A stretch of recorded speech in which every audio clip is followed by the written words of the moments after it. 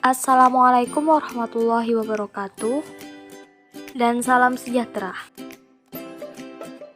Kami dari kelompok 4 yang beranggotakan Nursiah, Siti Aisyah, Yudi, Retni, Iis Jumiati, Linda. Minat dan motivasi belajar. Apa itu minat? Menurut Ahmadi 2009, minat adalah sikap jiwa orang seorang, termasuk ketiga fungsi jiwanya, kognisi, konasi, dan emosi yang tertuju pada sesuatu, dan dalam hubungan itu unsur perasaan yang kuat. Menurut Slameto 2003, minat adalah kecenderungan yang tetap untuk memperhatikan, mengenang beberapa kegiatan. Menurut Elizabeth Hurlock, ada 7 ciri minat belajar sebagai berikut.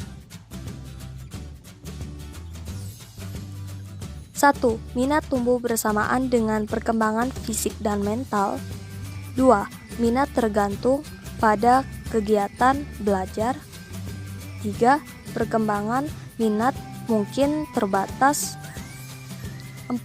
Minat tergantung pada kesempatan belajar. 5.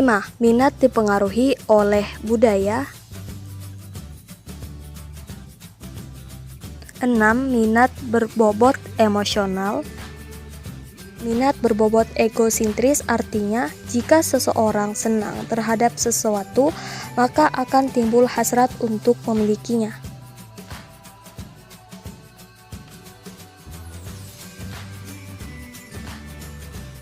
Dari beberapa pendapat ahli di atas dapat disimpulkan bahwa pengertian minat adalah rasa ketertarikan, perhatian, keinginan lebih yang dimiliki seseorang terhadap suatu hal tanpa ada dorongan.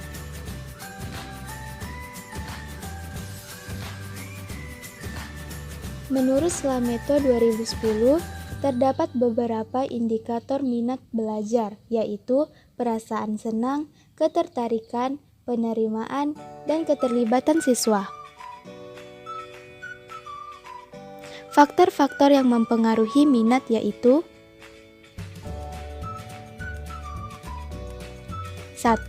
Faktor inter adalah yang ada pada diri seseorang, baik jasmani maupun rohani, fisik maupun psikis.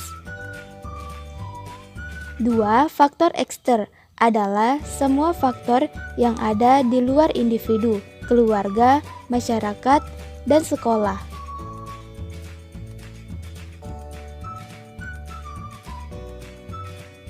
Berikut usaha yang dapat dilakukan untuk membina minat seseorang agar menjadi lebih produktif dan efektif. 1. Memperkaya ide atau gagasan.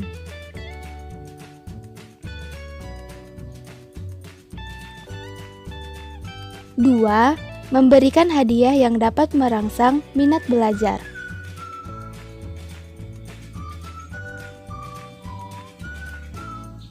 3. Berkenalan dengan orang-orang yang kreatif.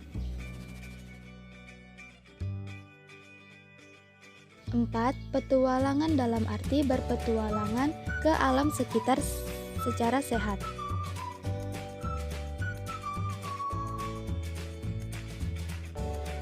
5. Mengembangkan fantasi. 6. Melatih sikap positif.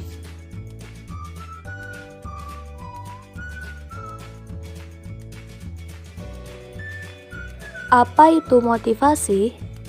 Sardiman 2007 mengatakan bahwa motivasi adalah daya penggerak yang telah menjadi aktif.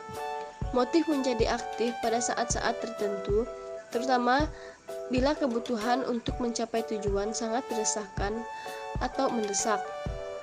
Sardiman 2007 mengatakan, dalam kegiatan pembelajaran, motivasi dapat dikatakan sebagai keseluruhan daya penggerak dalam diri siswa yang menimbulkan kegiatan belajar, yang menjamin kelangsungan dari kegiatan belajar dan memberikan arah pada kegiatan belajar, sehingga tujuan yang dikehendaki oleh subjek belajar itu dapat tercapai.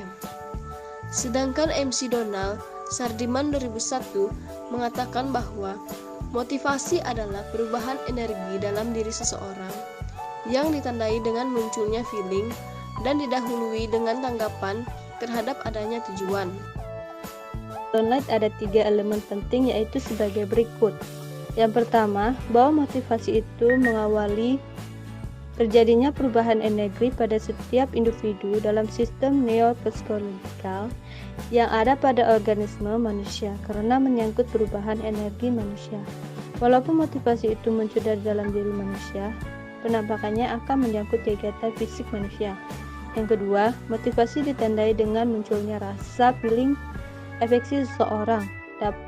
Dalam hal ini, motivasi relevan dengan persoalan-persoalan kejiwaan, afeksi dengan energi yang dapat menentukan tingkah laku manusia.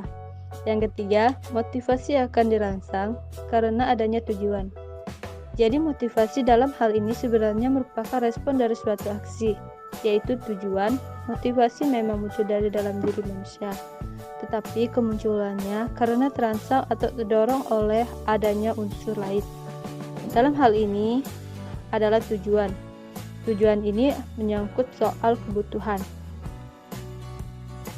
Jadi, motivasi adalah usaha atau daya yang disadari untuk mendorong keinginan individu dalam melakukan sesuatu demi tercapainya tujuan tertentu.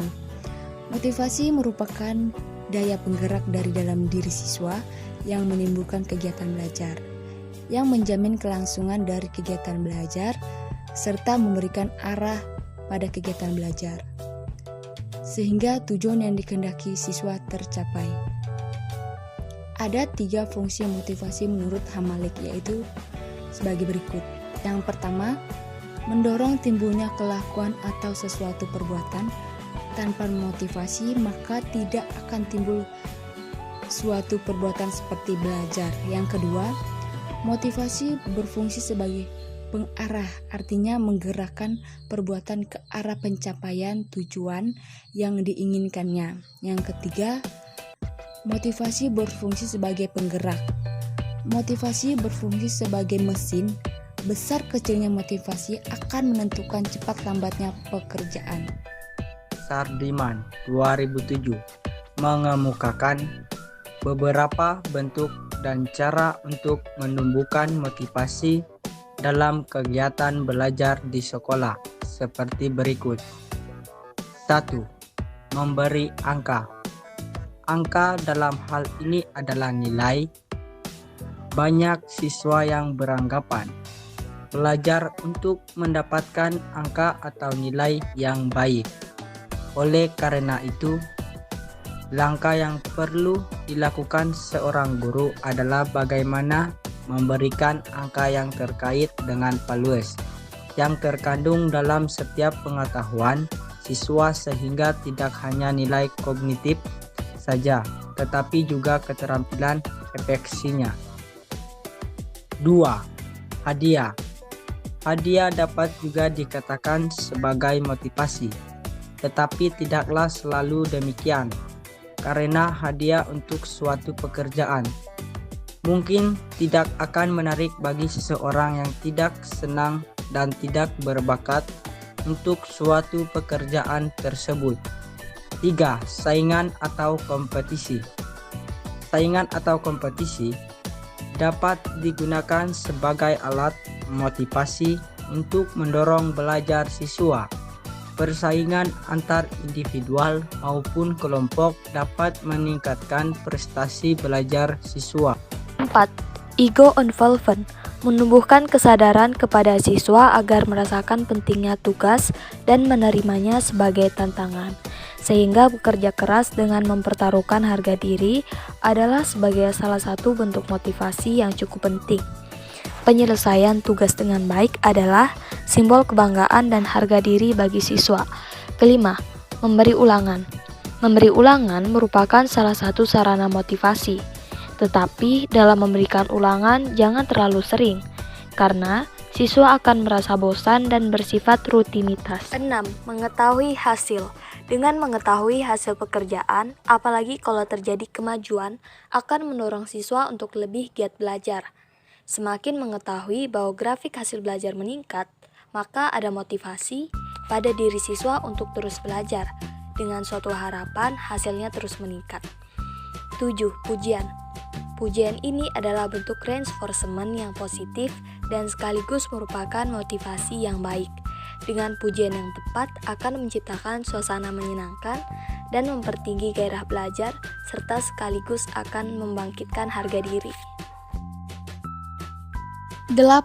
Hukuman.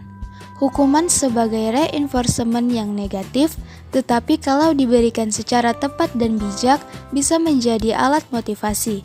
9. Hasrat untuk belajar, yaitu ada unsur kesengajaan.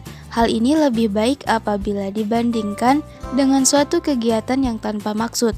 Berarti dalam diri anak didik itu memang ada motivasi untuk belajar, sehingga sudah barang tentu hasilnya akan lebih baik.